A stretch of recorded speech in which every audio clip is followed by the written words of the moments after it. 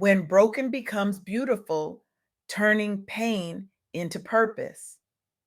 The first time I interviewed Myesha Cooper, I felt something shift in the atmosphere. Have you ever met someone whose very presence seems to rewrite the rules of what's possible after tragedy? There she sat, a woman who had endured losses that would have crushed mountains, yet her eyes held this extraordinary light. Not just resilience, though heaven knows there was plenty of that. It was something rarer, a luminosity that only emerges when someone has been completely shattered, and then, with painstaking intention, piece themselves back together with gold filling the cracks. In Japan, there's this art form called kintsugi. Perhaps you've seen it, broken pottery repaired with gold lacquer. The philosophy behind it is revolutionary. Breakage isn't something to hide or disguise, it becomes part of the object's history, something to highlight, to celebrate, to honor. That's Myesha Misha. That's what she embodies. Living kintsugi. When someone has survived the passing of their mother, all their sisters before age 50, their father during a global pandemic, and even witnessed additional tragedy at their father's funeral, all while raising children and extended family members. They don't just survive, they become a walking masterclass in what it means to transform pain into purpose. We're obsessed with stories of resilience, aren't we? Our culture practically worships at the altar of knocked down 7 times, got up 8. We plaster these narratives across social media, turn them into inspirational memes, feature them in documentaries. But here's what we rarely discuss: what happens in between the falling and the rising, the messy middle, the part where you're lying on the floor at 3 a.m., wondering if you even want to get up again. That space, that sacred, terrible, transformative space, is where the real work happens. And it's where Misha has spent considerable time, not just surviving, but alchemizing her grief into something that serves others, something that changes lives. When she told me about losing over 150 pounds on her weight loss journey, it wasn't just about the physical transformation. It was about reclaiming her power after generations of trauma had settled in her body. It was about saying, this story doesn't end with me.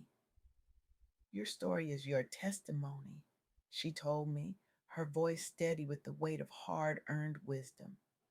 Every setback, every heartbreak, every moment you thought would break you, but didn't. That's not just your burden to bear, that's your gift to give.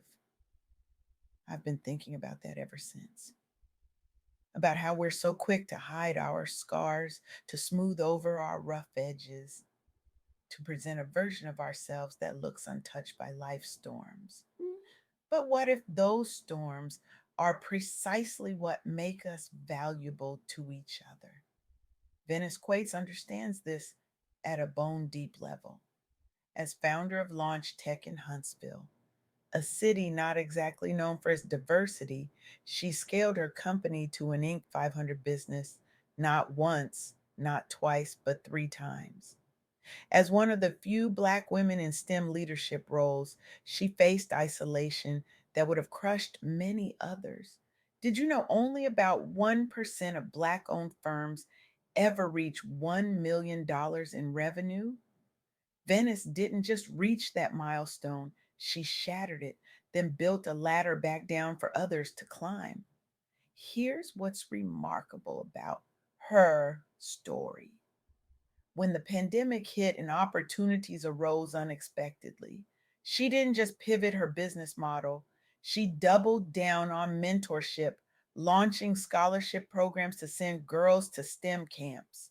She created pathways for others that never existed for her.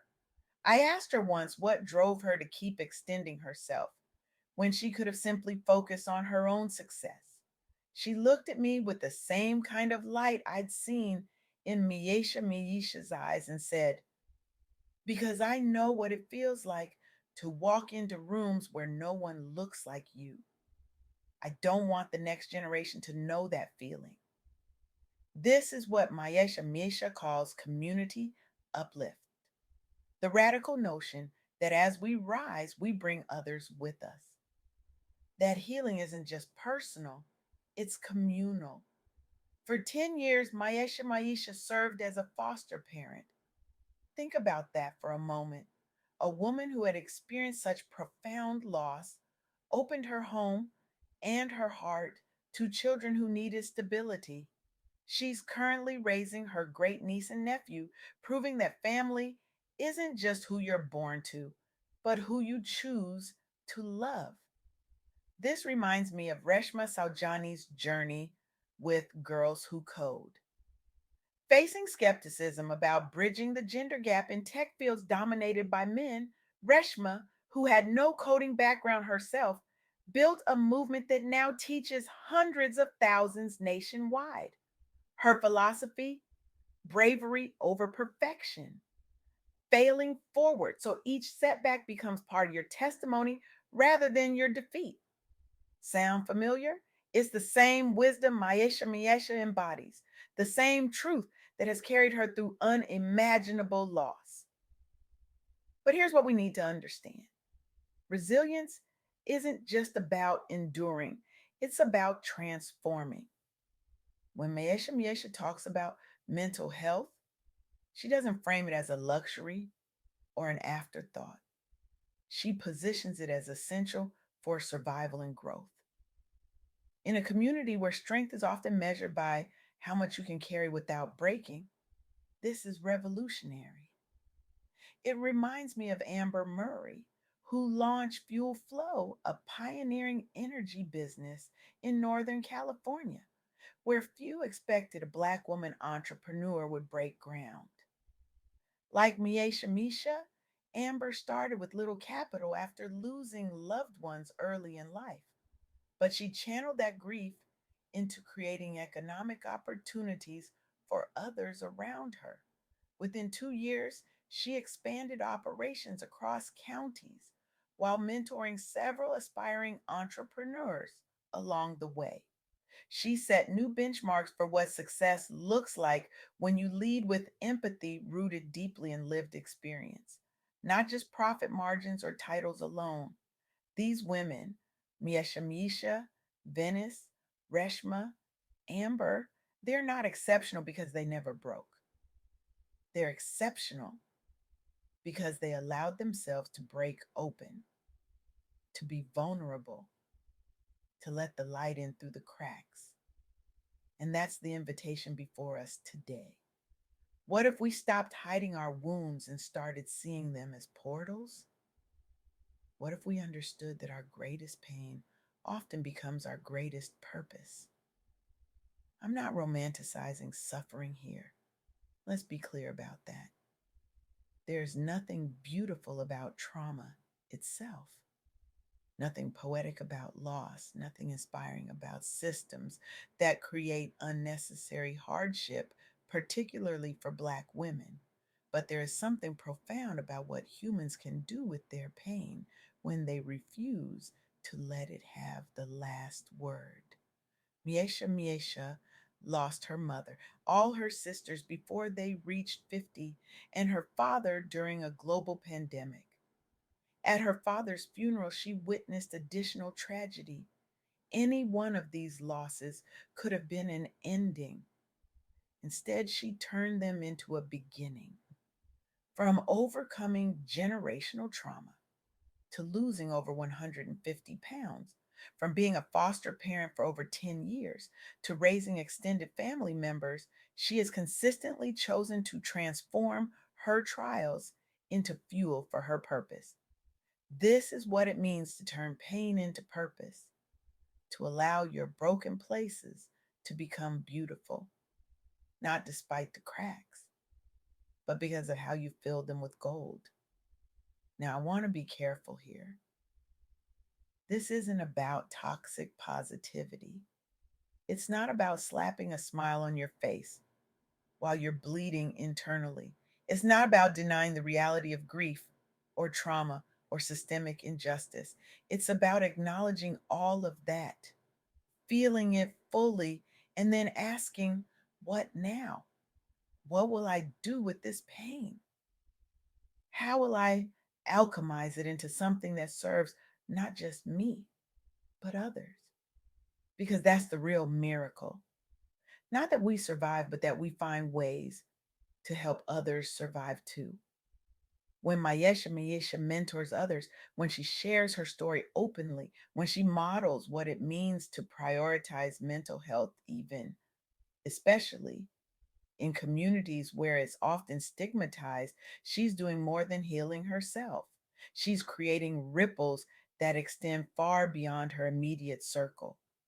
This is what Venice Quates does through her Launching Scholars programs, sending girls to STEM camps and showing them possibilities they might never have imagined for themselves.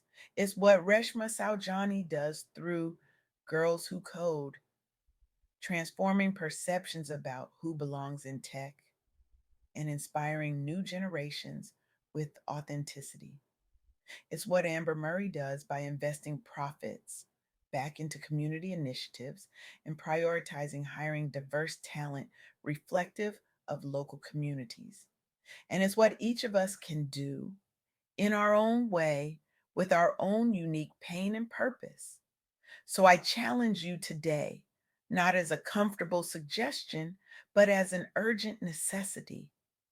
Find the gold in your broken places, not just for yourself, but for a world that desperately needs your particular form of healing. When you leave this room, I want you to identify one person, just one, who might be strengthened by hearing about how you navigated your darkest night. Reach out, share your story. Not the polished version, but the messy, real one. The one with the cracks still showing. Because here's what Myesha taught me, what Venice and Reshma and Amber all demonstrate.